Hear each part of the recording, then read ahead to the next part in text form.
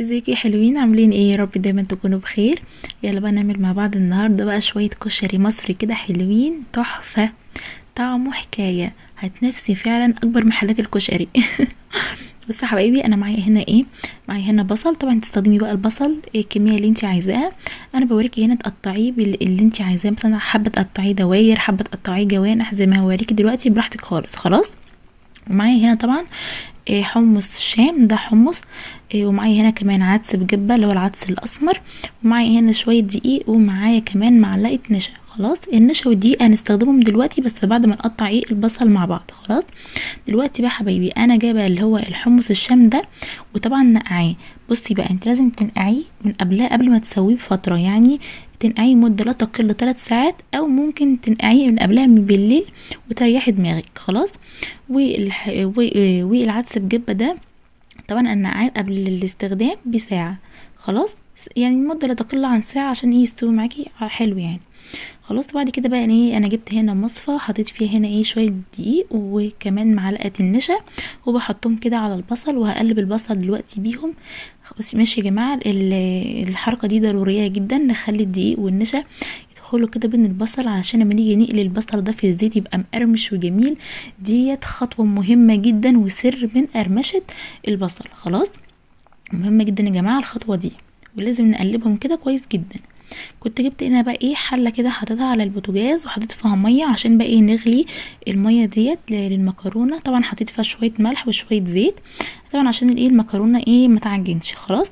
وطبعا انا كنت هنا حاطه هنا الزيت ده على النار وسخن عشان بقى نحط البصله بتاعه الكشري كده. خلاص. طبعا بقى يا جماعه لازم تكون النار تبقى متوسطه، ما ينفعش تبقى عاليه قوي عشان البصله ما تنحرقش. احنا عايزين البصله يكون لونها ذهبي او البني الفاتح ده. خلاص. شايفين هنا طبعا انا كنت مطلعت هنا خلاص اول دور، وكانت الميه هنا بتاعت المكرونه كانت خلاص هنا غلت. هنا بقى بنزل هنا باقي البصل طبعا. خلاص.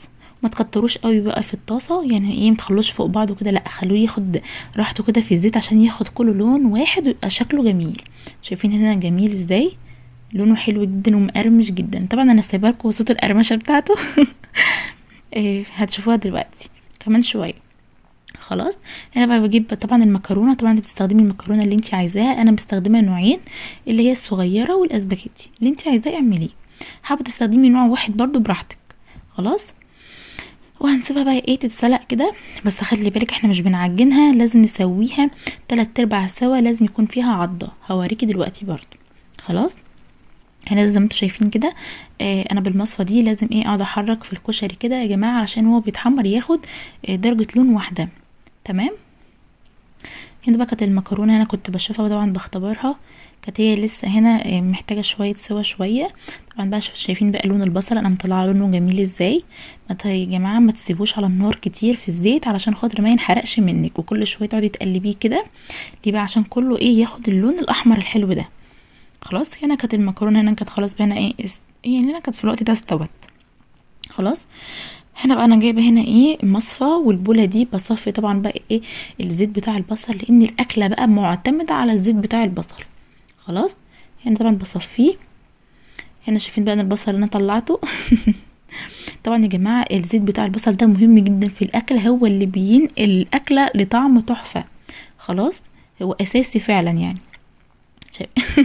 شايفين انا وانا بطلع المكرونه قال يعني ببردها. تبرد يعني. هنا شايفين هنا لازم تكون فيها عضه. وانا بقطعها كده حتى برضو تتقطع يعني مش بسهوله، بصعوبه شويه، لازم تكون في مط عشان ما تعجنش. خلاص. هنا بقى نعمل هنا بقى الحمص. طبعا ده بقى الحمص بعد ما تنقع فتره حلوه كده. طبعا انا معايا هنا طماطم، دي طماطميه كبيره لان كنت ضرباها في الخلاط، بنزل طبعا عليها كده. وديت التوم ده انا فرماه مجزئاه كده ل4 لان ده هستخدمه طول الاكله. خلاص. واحط عليها دلوقتي بقى بصل. بصوا يا حبايبي، انا كنت هنا حاطه الميه على النار دي تسخن، وبعد كده حطيت عليها الحمص. خلاص. هنا بضيف هنا البصلايه. بصوا يا جماعه، المفروض نضيف ليمونه، بس انا الليمون للاسف كان عندنا خلصان. في الفتره دي حتى معرفتش برضو اعمل الدقه، كنت عايزه اعملها معاكم بس معرفتش، بس مفيش مشكله، نعوضها في مره تانية. انا حطيت هنا طبعا هنا كمون وكزبره ناشفه، واللي حابه تحطي فلفل اخضر حطي برضو مفيش مشكله، وتسيبي بقى يستوي. مش بنحط الملح بتاع الحمص الشام في البدايه علشان ما ياخرهوش في السوا. خلاص. ولو حابه تحطي بقى معلقه سكر برضو كمان عاليه عشان يزيد سرعه التسويه بتاعته، مفيش مشكله حطي. طبعا انا كنت جبت بقى المكرونه دي، المكرونه احنا سلقناها، بعد نزلتها تحت الميه بارده على طول. خلاص طبعا عشان ما تعجنش، وحطيت عليها هنا بقى شويه من زيت البصل اللي احنا عاملينه ده يا جماعه. هنا بقى بيخلي المكرونه دي ريحتها حلوه حلاوه تحفه. اعتمدوا يا جماعه على زيت البصل ده في الاكله، زي ما انتوا شايفين هنا كده في اي حاجه باخد منه تحفه جدا. خلاص ده فعلا اللي بيغير طعم الاكله، بيبقى طعمها حكايه. هنا بقى انا جبت هنا الشعريه دي، كوبايه شعريه، حطيت طبعا من الزيت بتاع البصل، واحمر الشعريه بقى تاخد اللون الذهبي. هنا خلاص كنت بشوفه، كنت بختبره متهيألي، وكان كانت لسه محتاج برضو شويه سوا. طبعا الملح هحطه في يعني هو 3/4 سوا كده. خلاص. هنا بقى بضيف هنا بقى اللي انا كنت هنا غسله طبعا شويه رز والعدس، طبعا غسلتهم كده على بعض. انا بحب يا جماعه احطهم على بعض. لو انت حابه مثلا تسوي العدس ده لوحده تسلقيه في ميه لوحده براحتك، بس الميكس بين التلاته دولت يا جماعه، الشعريه والرز والعدس دولت الاسمر، حكايه طعمهم تحفه، افضل بكتير من انك تسوي العدس ده لوحده. خلاص. لان بقى اما بيستووا مع بعض بيدوا ميكس طعمه رهيب كده تحفه. خلاص. هنا بقى طبعا بجيب هنا جزء من التوم. في المرحله دي يا جماعه بقى بحط التوم واحط التوابل، هحط كمون، وهحط كزبره ناشفه وشويه فلفل اسمر طبعا والملح. في المرحله دي الرز ده بتشمله ريحه وهميه. مش انتوا بتقولوا فعلا في اسرار للكشري؟ هو ده السر من الاسرار الكشري بجد، مش هتلاقيها عند اي حد ان دي اضافه ديت دي افتكاسه، دي انا عاملاها من نفسي، بس حكايه هتجربيها روعه، مش هتشوفيه فعلا على اليوتيوب كله. خلاص. هنا بقى هقلب هنا الرز كده بالشعريه، وطبعا بقى بعاير الميه. الحته بتاعت التومه دي يا جماعه مش هتلاقوها عند اي حد فعلا، لان دي حصري يعني حصري عندنا وبس، حكايه جربوها. طبعا انا عايرت هنا بقى الميه، وبحط الملح. طبعا كلنا بنعرف نعاير الميه طبعا على الكشري يعني، للرز بتاع الكشري. خلاص. بس واسيبه بقى هنا يستوي. خلاص. هنا بقى كده اعمل هنا بقى الصلصه بتاعه الكشري. طبعا الصلصه دي ضروريه واساسيه. انا بجيب هنا شويه زيت، وبحط هنا شويه التوم من المفرومين اللي انا فرمهم دولت، وطبعا بخلي بقى التومه تاخد اللون الذهبي الفاتح. خلاص. طبعا مش بنحرقها، تمام، لان كل ما تبقى فاتحه كل ما تديكي نكهه احلى. خلاص. هتشوفوا دلوقتي شايفين لونها ذهبي فاتح. طبعا بجيب هنا معلقه صغيره كده من الكزبره الناشفه، واول ما ريحتها تطلع كده، طبعا احنا مش بنحرق الكزبره يا جماعه، يا دوبك بس تقلبتين كده زي ما انتوا شايفين ان الريحه تطلع، تنزلوا على طول بقى بشويه خل كده، تخلوا الريحه بقى الشارع التاني اللي جنبكم هيشمها كنت عايزه هنا اقول لكم برضو الحمص الشام ده يا جماعه، حابه تحطي لو انت مثلا مش حابه تحطي البصل والثوم وتحطي بدلهم بصل وثوم باودر مفيش مشكله، ساعات برضو بعمله كده يبقى حلو جدا. هنا برضو بحط هنا التوابل بقى للصلصه، بحط ملح وبحط فلفل اسمر وبحط كمون، وطبعا احنا حاطين الكزبره الناشفه، وبقلبها بقى. والتسبيكه بتاعتي يا جماعه التسبيكه بتاعت الكشري دي، الصلصه دي لازم تكون 3/4 تسبيكه، يعني ما ينفعش تبقى تقيله قوي. خلاص. لازم يكون فيها صوص كده، هتشوفوها معايا دلوقتي في الاخر. خلاص. هنا بقى كنت بشوف هنا الحمص. انا في المرحله دي كان هنا كان محتاج حاجه بسيطه جدا، سوى حاجه بسيطه جدا يعني. طبعا كل ما انتوا بقى تلاقوه شرب الميه بتزودوا له ميه سخنه تاني. خلاص.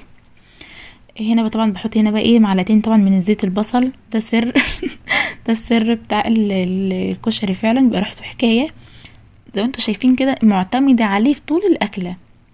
خلاص. هنا بقى كان الحمص هنا كان خلاص، كان بقى له حاجات بسيطه جدا ويستوي. طبعا انا كنت هنا بحط له الملح بتاعه، متنسوش الليمونه. خلاص. طبعا بتخليه احلى، بس للاسف عشان زي ما قلت لكم كان الليمون خلاص. ولو انتي برضو حابه تحطي عليه فلفله خضراء حطي لها فلفله خضراء، بتبقى جميله برضو. تمام. هنا بقى هنا برضو الصلصه كانت محتاجه برضو شويه سوا لسه. هنا بقى كان شايفين هنا الرز مفلفل وجميل ازاي، تحفه جدا. ولا الريحه بقى وقتها، ريحه البهارات مع التومه مع العدس بقى والرز بالشعريه وهما بيستووا مع بعض كده، يا وعدي حكايه. هنا بقى بنعمل هنا الشطه. عارفين انتوا شطه الزيت اللي احنا بنلاقيها في المحلات بتبقى نار طبعا بتحط شويه زيت كده تخليهم يسخنوا على النار، وتحطي بقى هنا بقى ايه الشطه اللي انت عايزاها. شايفين هنا اول ما تلاقوا الشطه بتسخن كده في الزيت، طبعا خلي بالكم انا كنت انا جايه افتح الحله، البخار بتاع الحله كان الغدا مش راضي يفتح بسهوله. طبعا انتوا لو خدتوا بالكم انا في المرحله دي انا حطيت معلقه سكر على معلقه صغيره سكر على الصلصه عشان الحموضه. خلاص هنا بقى شايفين هنا الشطه يا دوبك كده تغلي كده في زيت، حاجه بسيطه جدا هنزل عليها على طول بالصلصه. طبعا انت بتنزلي بقى عليها بالكميه اللي انت عايزاها، انا كفايه قوي كده عليه. خلاص وخلي بالكم يا جماعه ما ينفعش الشطه، سامعين هنا القرمشه، ما ينفعش الشطه تغلي كتير في الزيت عشان ايه ما تنحرقش. خلاص وتغطي على طول وتسيبها ايه يا دوبك غلوه كده وتدفي عليها. هنا طبعا بقى ايه بقى بنغرف المكرونه الجميله بتاعتنا اهي. تحفه جدا. طبعا بقى بتغرفي بالشكل اللي انت عايزاه انت وذوقك بقى وتقديمك في الاكل براحتك خالص. انا جبت هنا شويه من المكرونه وشويه هنا بقى من الرز الخطير ده وبحطه فوقيها كده، وهحط هنا برضو عليهم هنا شويه كده من البصل، وطبعا هحط عليها بقى ايه شويه برضو صلصه. طبعا بقى انت بتعملي اللي انت عايزاه، حابه تعملي مثلا ايه اطباق كده منفصله كل واحد مثلا ليه طبق براحتك براحتك خالص. إيه هنا بقى بحط هنا ايه الصلصه، وطبعا هحط بقى ايه البصل على الجوانب كده، اعملي اللي انت عايزاه. انا كنت في المرحله دي نسيت انا اوريكم الحمص. طبعا بس انا حاطلكوا طبعا صورته في الصوره المصغره، نسيت شايفين نسيت اساسا اوريهولكم او احطه في البوله، ما افتكرتش غير وانا بعد ما صورت، يعني انتوا حطوا هنا مش هتلاقوه. بس انا طبعا حطلكوا الصوره بتاعته والصوره المصغره، كان حكايه تحفه جدا. خلاص ده كان الغدا بتاعنا يا حلوين. تنسوناش بقى في اللايك والاشتراك، وتنسوناش في الكومنت الجميل بتاعكم اللي فعلا بيزيدنا ايجابيه ده. مع السلامه.